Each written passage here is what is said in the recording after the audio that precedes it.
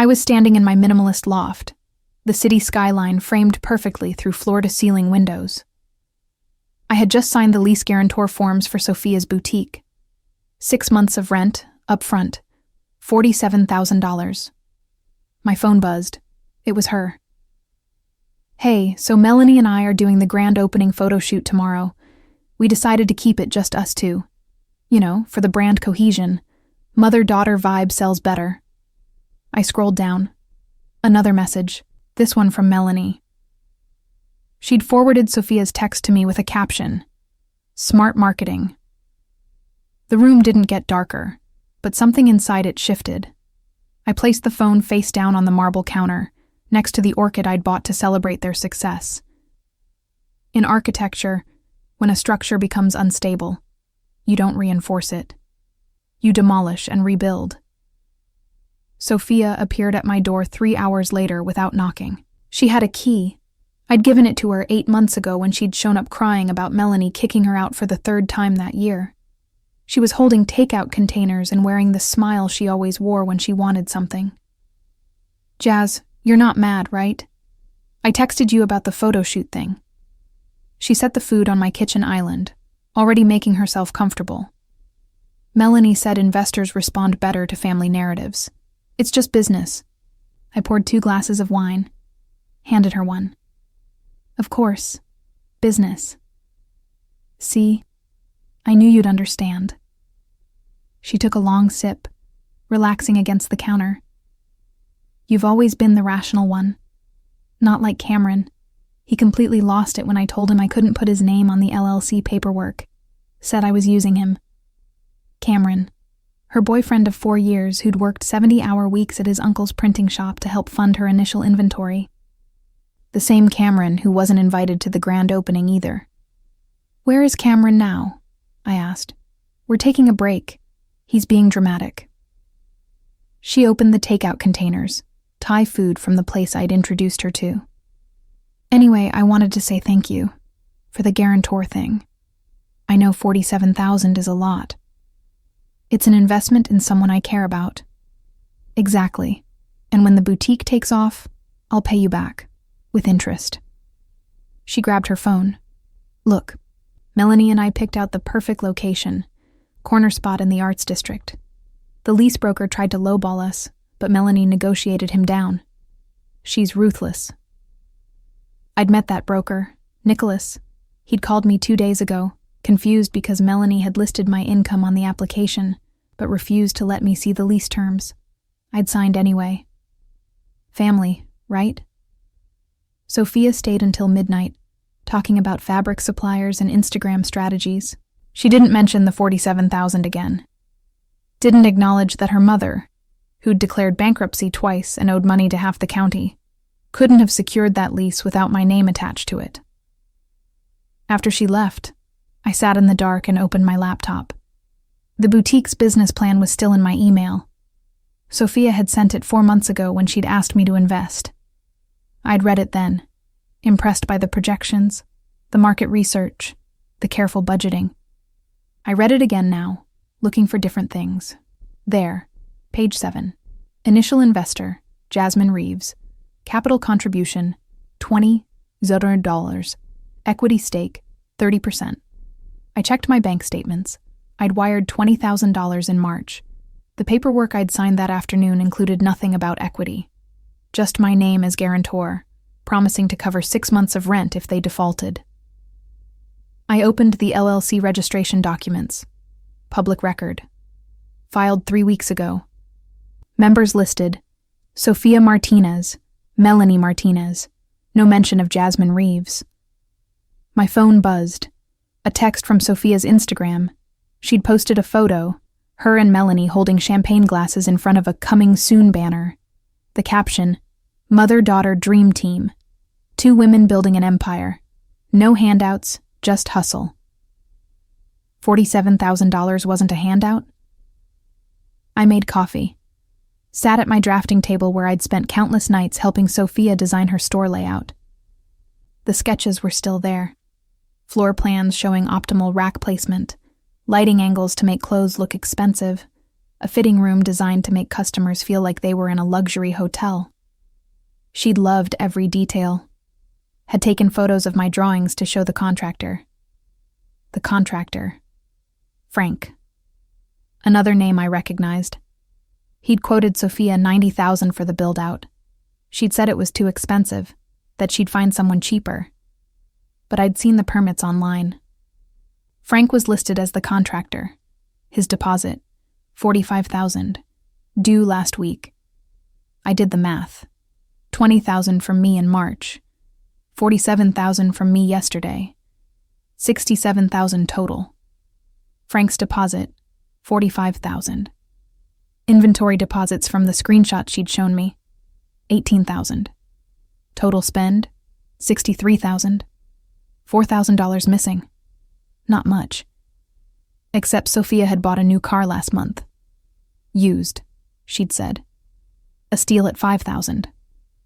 The sun rose while I worked. I pulled every document I could find. The lease was public record. I just needed to know where to look. Found it by 8 a.m. Monthly rent, $6,000. 6 months up front, $36,000. Not $47,000. $11,000. Gone somewhere. I texted Sophia. Hey, quick question about the lease. The paperwork shows $6,000 monthly. Did you pay a deposit too? 3 hours later. Oh yeah, 2 months security deposit. Standard stuff. Why? 2 months would be $12,000. That added up. Except I'd specifically asked Nicholas about deposits when I'd called him. He'd said Melanie had negotiated no security deposit in exchange for the 6-month prepayment. I called him. Nicholas, it's Jasmine. Quick question. Was there a security deposit on the boutique lease? No. That's what made your guarantor position so valuable. No deposit, so your name carries more weight. Right. Thanks. I hung up. Sophia had pocketed $11,000. Melanie probably took half. They'd inflated the numbers, knowing I wouldn't question it, knowing I'd just write the check. My phone rang. Melanie. I almost didn't answer. Jasmine, honey, I wanted to thank you personally for helping my baby girl. You're like family to us. Her voice dripped with warmth she'd never shown me before. Listen, Sophia mentioned you were asking about the lease details. Everything's handled, don't worry. You just focus on your architecture projects. We've got the boutique under control. I appreciate that. Good. Oh, and about the photo shoot. Don't take it personally. You understand, right? The mother-daughter angle is what investors want to see. It's not about excluding you. Of course. You're such a doll. Hey, we're having a little pre-opening celebration next week. Just close friends and family. You'll come, right? Close friends and family. The word she used right before asking me for rent money. I'll be there. After she hung up, I opened a new document on my laptop, started listing everything I knew. Every conversation, every dollar, every lie. Architects don't just design buildings. We understand structures, load-bearing walls, weak points, exactly where to apply pressure to bring the whole thing down. Sophia and Melanie thought they were smart, thought I was just the successful friend with deep pockets and no backbone. They didn't know that before I became an architect, I'd spent 2 years as a forensic accountant for the IRS. Didn't know I still had friends in that office. Friends who loved finding unreported income and fraudulent business claims. I made a call. Marcus, it's Jasmine. Remember that favor you said you owed me? I'm ready to collect. Marcus met me at a coffee shop downtown. He'd traded his IRS suit for jeans and a sweater, but the calculating look in his eyes was the same one I'd seen him use on tax cheats. So your friend is running a boutique. He stirred his espresso. Tell me everything. I handed him a folder. Bank transfers, LLC documents, the inflated lease paperwork, screenshots of Sophia's new car, her vacation to Miami 2 weeks after I'd wired the first $20,000. Marcus flipped through it slowly. She claimed the business investment as a personal gift on her taxes. I haven't seen her tax returns. You will. He closed the folder. This is enough for me to open an inquiry. Unreported income, fraudulent business expenses, possible identity fraud if she forged your signature on any documents. Give me 2 weeks. The grand opening is in 12 days. Marcus smiled. It wasn't a nice smile. Even better. Nothing like good timing. I went to the boutique the next morning. Sophia had given me the address but told me not to visit before opening day. She wanted it to be a surprise. The construction was finished. Through the window, I could see my floor plan executed perfectly. The racks I'd suggested, the lighting, even the small lounge area I'd sketched for customers. It looked exactly like my drawings. Frank, the contractor, was outside checking his phone. I recognized him from his company website. Frank? I'm Jasmine. I did the interior design consultation. His face brightened. Oh man, Sophia showed me your sketches. Incredible work. Made my job easy. Then his expression shifted. Hey, you're also the investor, right? One of them. Weird. Sophia told me you were just a friend helping out. Said her mom put up all the capital. He glanced at the building. Between you and me, Melanie's been a nightmare. Keeps trying to get me to inflate invoices so they can pocket the difference. I told them I don't operate that way. My pulse quickened. Inflate them how? She wanted me to bill $90,000 but only do $60,000 in work. Said they needed the extra for operating expenses. He made air quotes. I walked. Told them I'd do the job for my original quote or nothing. They caved, but Melanie wasn't happy about it. So they'd tried to steal from the contractor too. Failed, so they'd stolen from me instead. Did they pay you in full? Got my deposit. $45,000. Still waiting on the final $30,000, due on opening day. He checked his watch. Look, I gotta run. Good luck with the boutique. You clearly put a lot of heart into it. Heart, right. I drove to Cameron's apartment. Sophia had mentioned he was staying at his uncle's place, but I found him at his old address. He answered the door in a wrinkled t-shirt, unshaven, looking like he hadn't slept properly in days. Jasmine. His voice was flat. Let me guess. Sophia sent you to convince me she's not a liar. Actually, I came to ask what happened. He laughed bitterly. Let me inside. The apartment was a mess. Beer bottles, takeout containers, papers scattered everywhere. He grabbed a folder from the couch. See this? Business plan. She wrote it with my help. I spent 6 months researching suppliers, analyzing demographics, building financial models. Then she took it, put her name on it, and told investors I was just her boyfriend who helped with data entry. I recognized the format. It was the same plan she'd sent me. Cameron's name wasn't on it anywhere. There's more. He pulled out his phone, showed me text messages. Sophia asking him to co-sign a business credit card. Cameron agreeing. Then another text. Hey, so I added my mom to the card instead. She has better credit. Thanks anyway.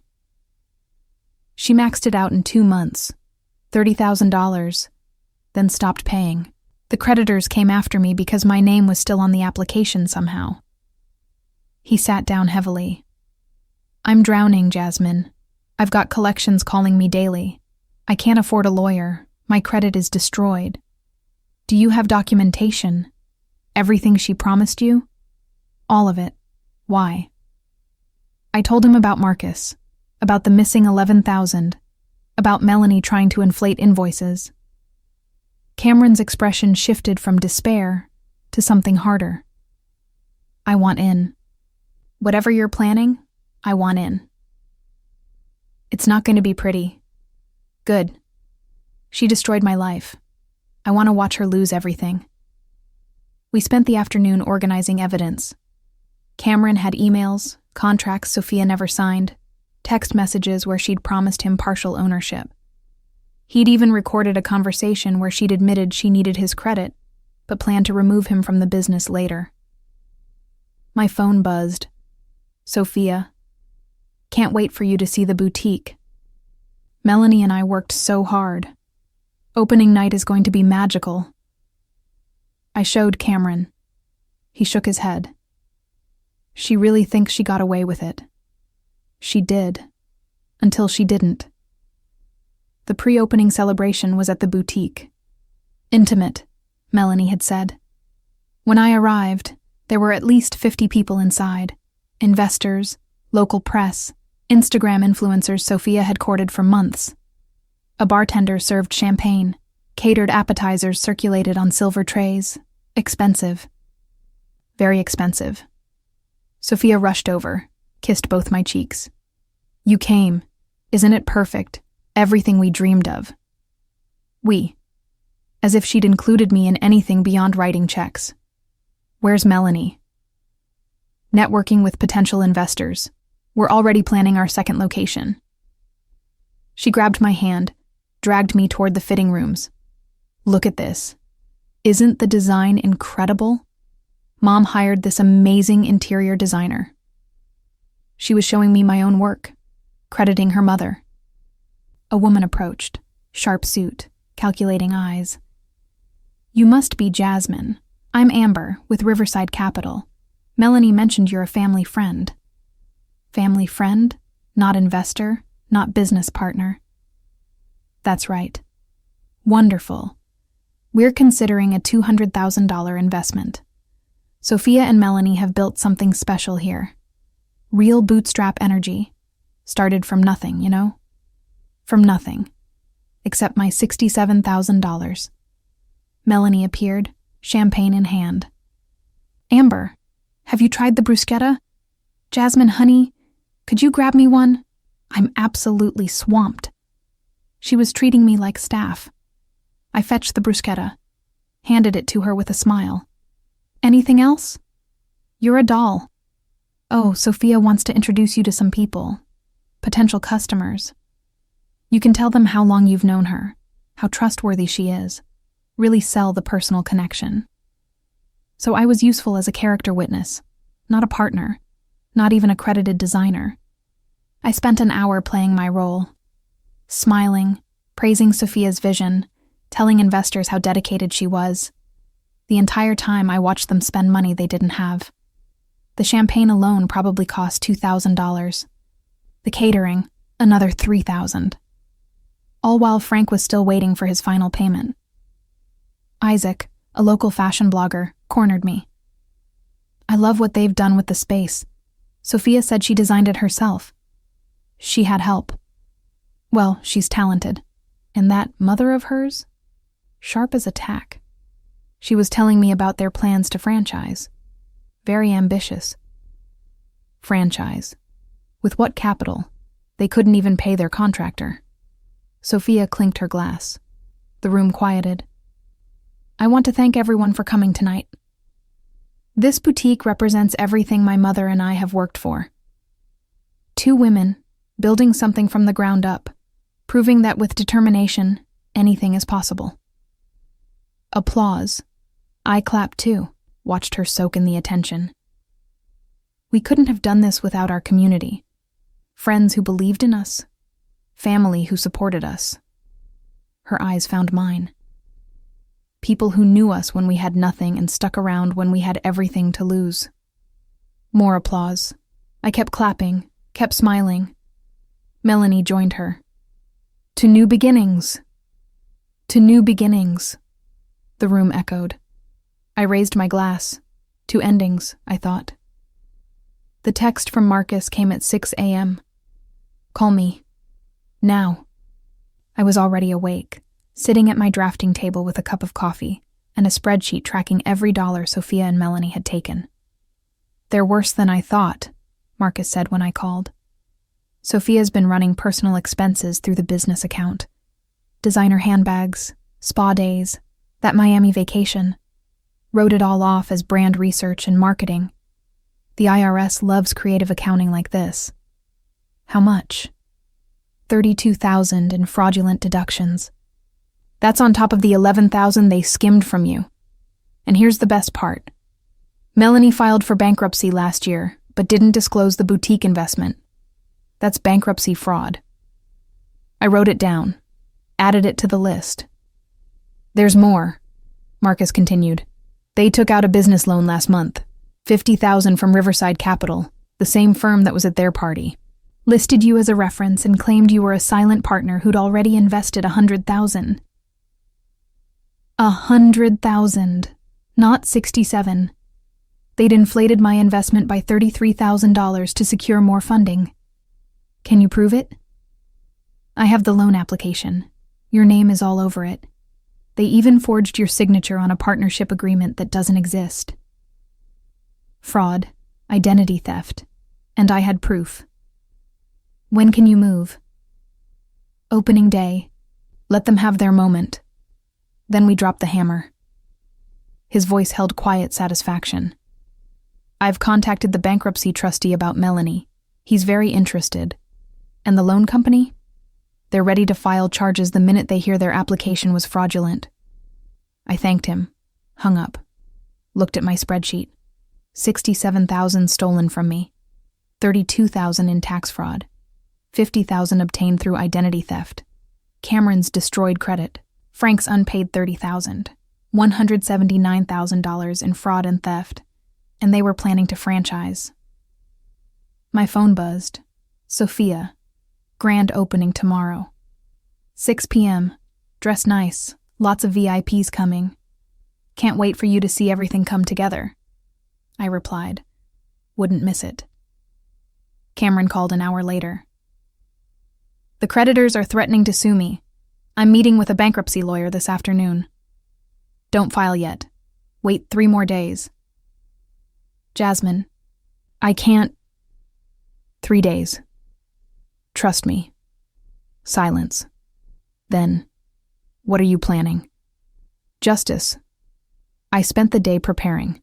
Called Frank and asked if he'd be willing to testify about Melanie's attempt to inflate invoices. He agreed immediately. Called Nicholas, the lease broker, asked for copies of all communications with Sophia and Melanie. He sent them within an hour, including the email where they'd specifically told him not to include me in any paperwork, despite using my name as guarantor. Then I did something else. Something Sophia wouldn't expect. I called Amber from Riverside Capital. Amber, this is Jasmine. We met at the pre-opening party. I need to speak with you about the boutique investment. Of course. What can I do for you? It's sensitive. Can we meet in person? We met at her office. Glass walls, minimalist furniture, the kind of place where money moves in silence. I brought my folder. I invested $67,000 in Sophia's boutique. I was promised a 30% equity stake. I have nothing. No paperwork, no ownership, nothing. Amber's expression didn't change, but her posture shifted. Go on. I showed her everything. The original business plan listing me as an investor. The LLC documents with my name absent. The inflated lease paperwork. The loan application where they'd claimed I'd invested $100,000. They used my name and forged my signature to secure your $50,000. I have a forensic accountant at the IRS who can verify everything. Amber opened her laptop, pulled up files. Her jaw tightened. They told us you were a silent partner, that you preferred to stay out of operations, but had invested heavily and vouched for their integrity. I vouched for nothing. They stole from me and used my reputation to steal from you. She made a call. Didn't bother stepping away. Paul, it's Amber. Pull the Martinez loan immediately. Yes, immediately. Fraud case. I'll send documentation. She hung up, looked at me. We have a clause for fraudulent applications. The full $50,000 is due within 48 hours or we file criminal charges. Their grand opening is tomorrow night. Then they have 24 hours after that. Her eyes were ice. We don't take kindly to being lied to, Ms. Reeves. Thank you for bringing this to my attention. I left her office feeling lighter. The trap was set. Now I just needed to watch them walk into it. That evening, I visited the boutique one last time before opening day.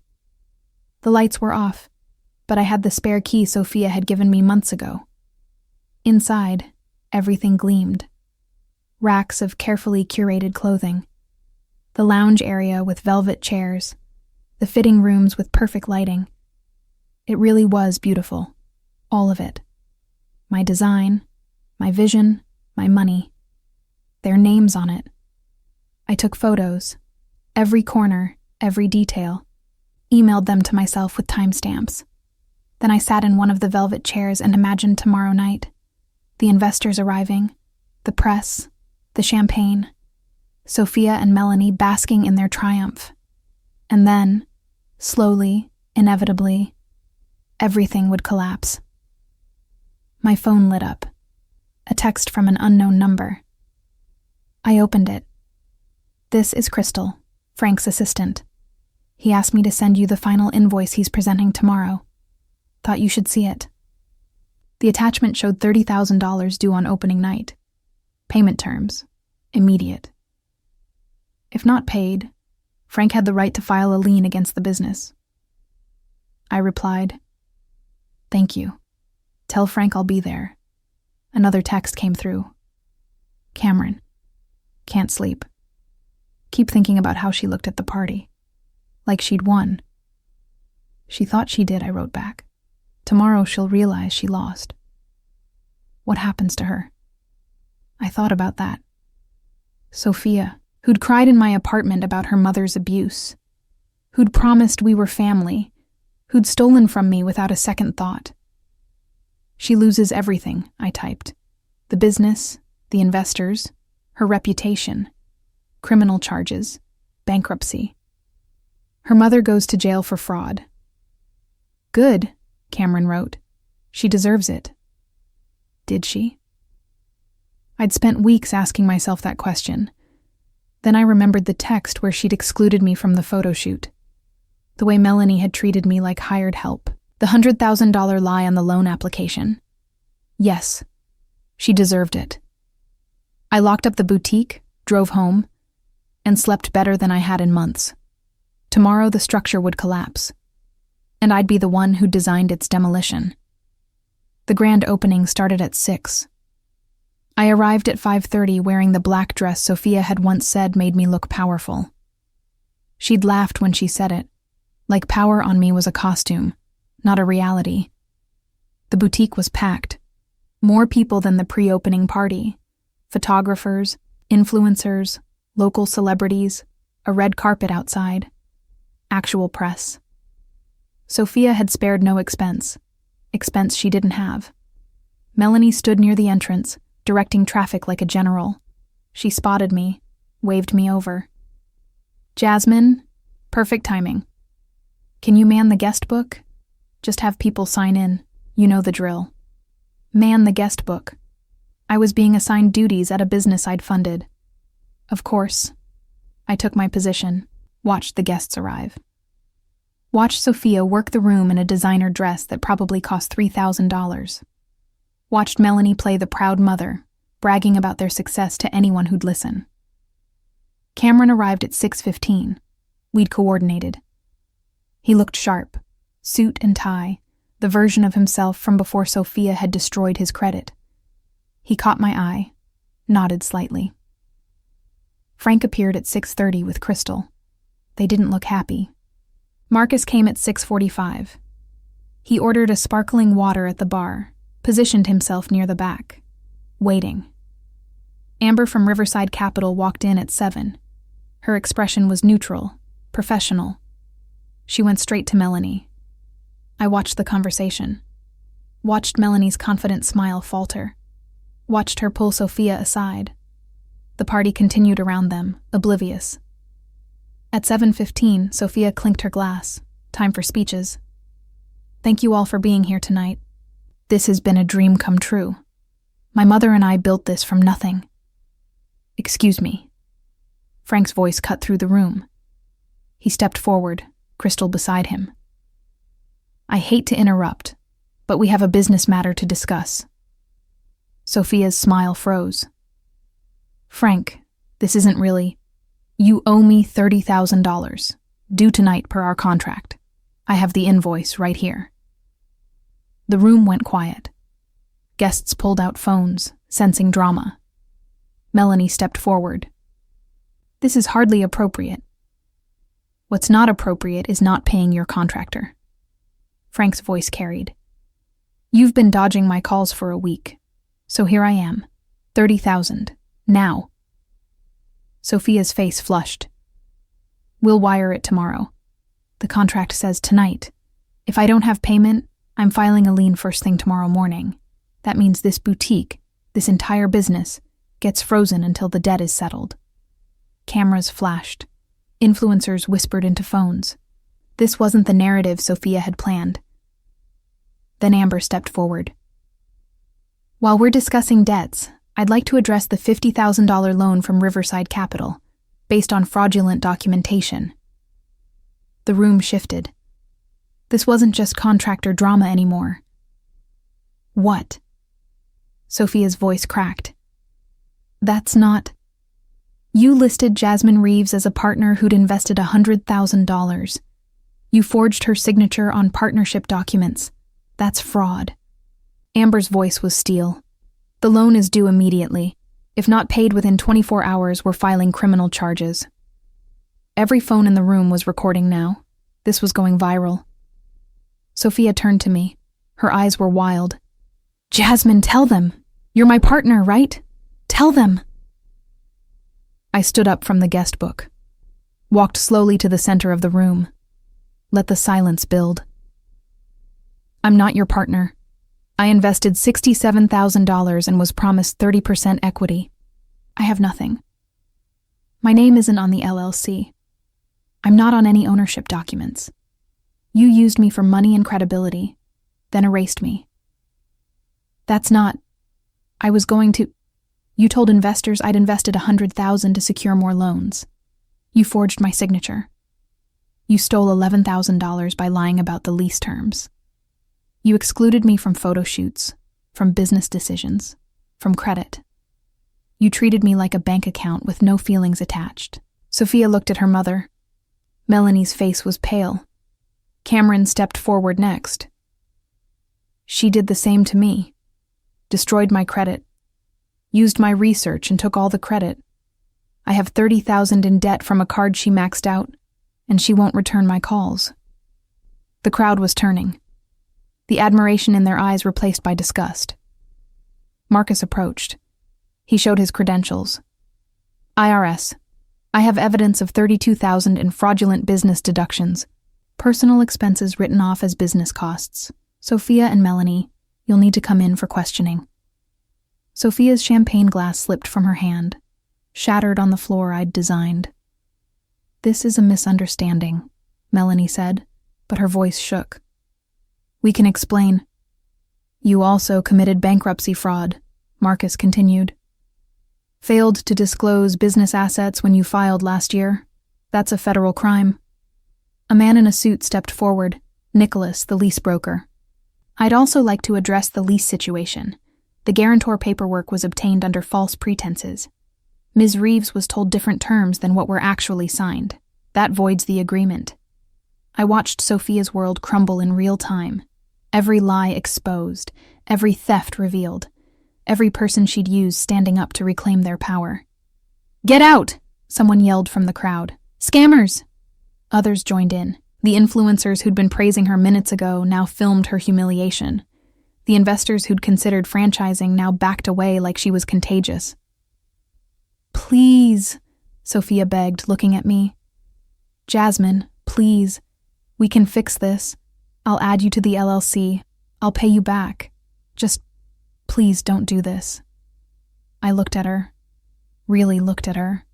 Saw the woman who'd cried in my apartment, who I'd considered family, who'd stolen from me without a second thought. You already did this. I'm just making sure everyone knows. Security, hired for the event, escorted Frank and Amber out when they requested police presence. Marcus had already called them. They arrived within minutes. The guests fled. The grand opening turned into a crime scene. Photographers captured everything. By morning, it would be everywhere. Sophia sat on the floor, crying. Melanie tried to comfort her, but she was crying too. I picked up my coat. Cameron walked out with me. "Feel better?" he asked. "Ask me tomorrow."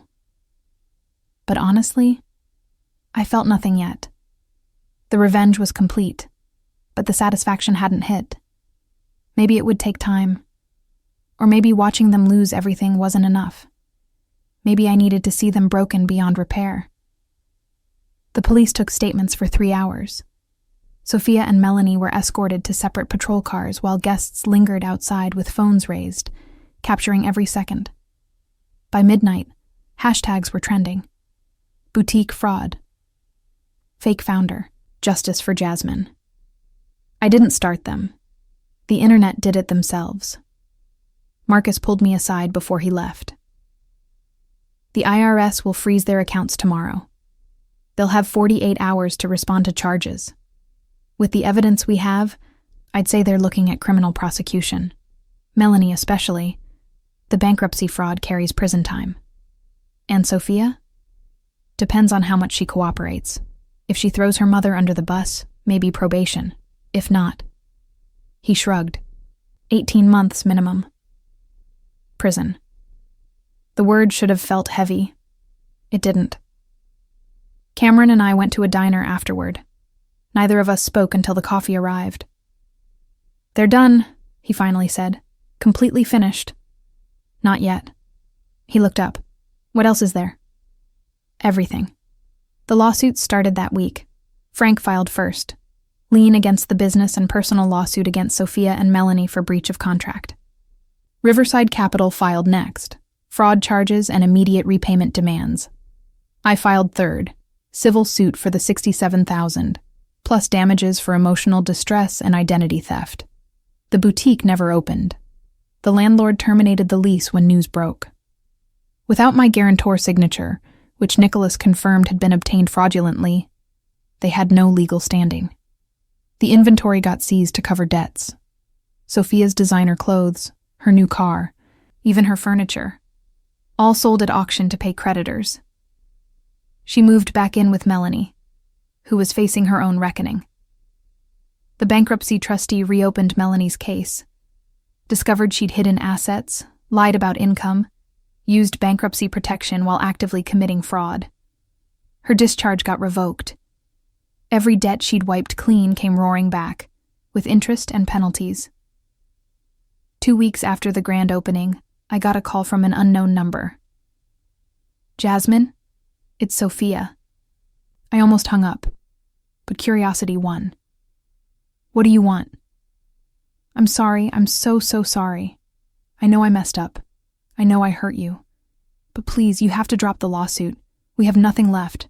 Mom's going to jail. I'm going to jail. We've lost everything." "Good." Silence. Then, "How can you be so cold? I thought we were family." "Family doesn't steal $67,000. I was going to pay you back. I just needed time. You had time. You spent it buying designer bags and taking vacations. You had time when you excluded me from your photo shoot. When you told investors I was just a family friend. When you forged my signature to steal from others."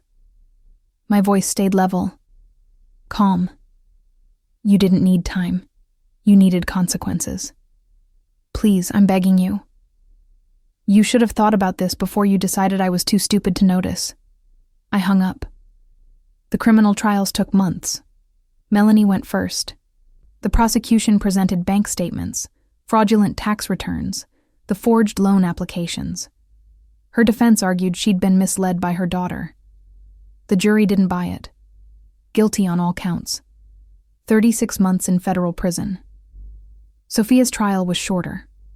She took a plea deal, testified against her mother in exchange for reduced charges. 18 months probation, community service, and full restitution to all victims, including me.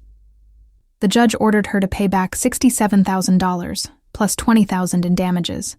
Total, $87,000, plus Cameron's $30,000, plus Frank's $30,000.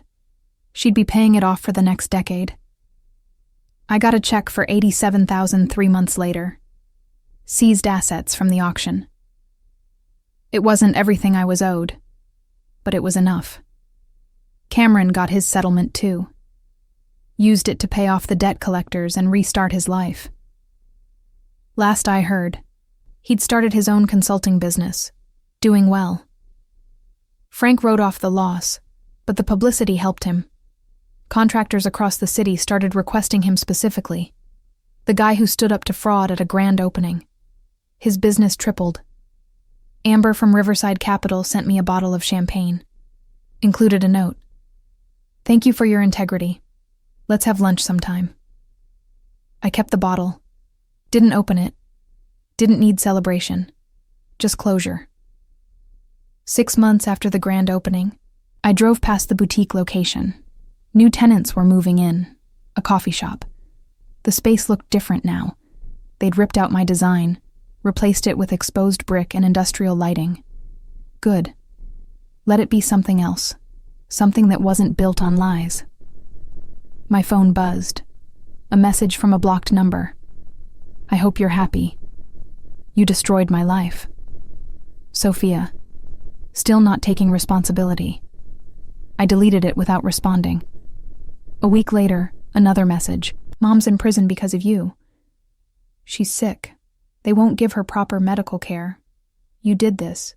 Delete." Then, "I'm homeless. Sleeping in my car. Can't find work because my name is Poison. Was it worth it?" I stared at that one longer. Thought about the 20-year-old who'd shown up at my door crying about her mother. The woman who'd promised we were family. The person I'd trusted completely. Then I remembered the text.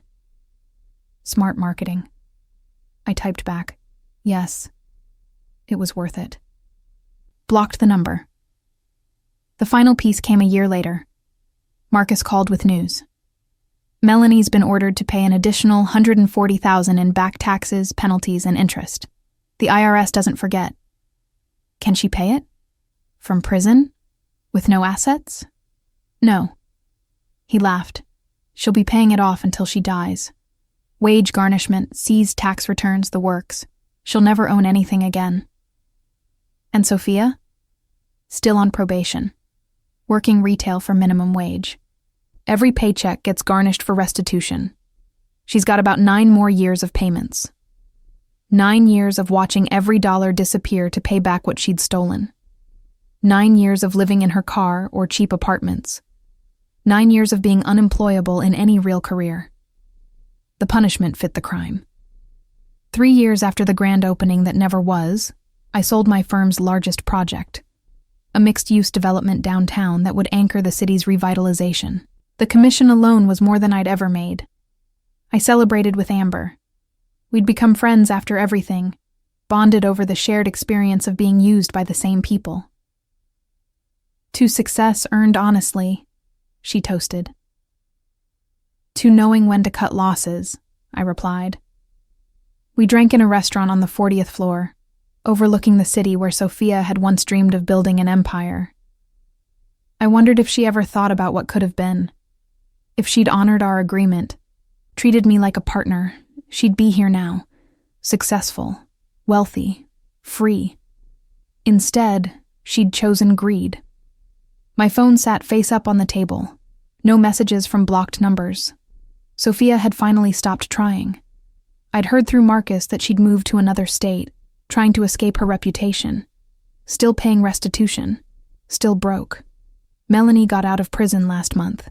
Moved into a halfway house. Her bankruptcy was still open. Would be for years. She'd lost her driver's license for unpaid fines. Lost her voting rights. Lost everything that had made her feel powerful. Cameron texted me occasionally. He'd gotten engaged to someone he'd met at a business conference. Sent me a photo of the ring. "Thank you for giving me my life back," he'd written. I'd only given him justice. He'd rebuilt his life himself. Frank's company had expanded to 3 locations. He'd credited the publicity from the boutique disaster as his breakthrough moment. People wanted contractors who had integrity. The fashion blogger Isaac had written a viral article about the scandal. The boutique that wasn't, a cautionary tale of influencer fraud. It had gotten picked up by major outlets. Now he ran a consulting firm helping businesses avoid scams. Everyone who'd stood up that night had prospered. Everyone who'd lied had fallen. Sometimes I walked past the old boutique location. The coffee shop was thriving. They'd kept one element from my original design, the lounge area with velvet chairs. The owner had found them at the auction, liked the look, bought them for her shop. I sat in one once, ordered a cappuccino, watched people come and go, unaware of the history embedded in the space. A young woman sat across from me talking on her phone. Yeah, my friend wants me to invest in her business. I don't know, though. She's asking for a lot of money, and the paperwork seems vague. I caught her eye. Get everything in writing, and have a lawyer review it. She blinked. You think she'd scam me? I think people show you who they are when money's involved. Protect yourself. She thanked me, went back to her call. I heard her telling her friend she needed proper documentation. Maybe she'd avoid my mistake. Maybe not. But I'd planted the seed. I finished my coffee, left a generous tip, and walked back to my office. The city skyline stretched before me. Buildings I'd helped design, spaces I'd created, a career built on actual work instead of stolen dreams. My phone buzzed. An email from the Architectural Review Board. They wanted me to speak at their annual conference about ethics in business partnerships. I accepted immediately. That night, I went home to my minimalist loft. The orchid I'd bought to celebrate Sophia's success was long dead. I'd thrown it out the day after the grand opening. In its place, a bonsai tree I'd been cultivating for 3 years. Slow growth, patient care, real results. I watered it carefully, then opened my laptop. Marcus had sent me an update. Melanie's parole had been revoked. She'd tried to start another business using a fake name. Back to prison for another 18 months. Sophia's probation had been extended. She'd missed a restitution payment. They were still paying, still suffering, still facing consequences they'd earned. I closed the laptop, looked out at the city lights. Someone once told me that revenge was hollow, that it wouldn't bring satisfaction, that the best revenge was living well and letting karma handle the rest. They were wrong. Revenge wasn't hollow. It was strategic, calculated, permanent. And I was living well because I'd taken it, not despite it. Sophia and Melanie had tried to build their empire on my foundation, my money, my trust. They'd thought I was too nice to fight back, too forgiving to seek justice. They'd learned otherwise. I slept well that night. Every night, actually. No guilt, no second thoughts, no regrets. Just the quiet satisfaction of knowing that thieves eventually pay their debts, whether they want to or not. The bonsai tree sat on my windowsill, thriving. Proof that slow, careful cultivation yields lasting results. Unlike a boutique built on stolen dreams, which collapsed in a single night.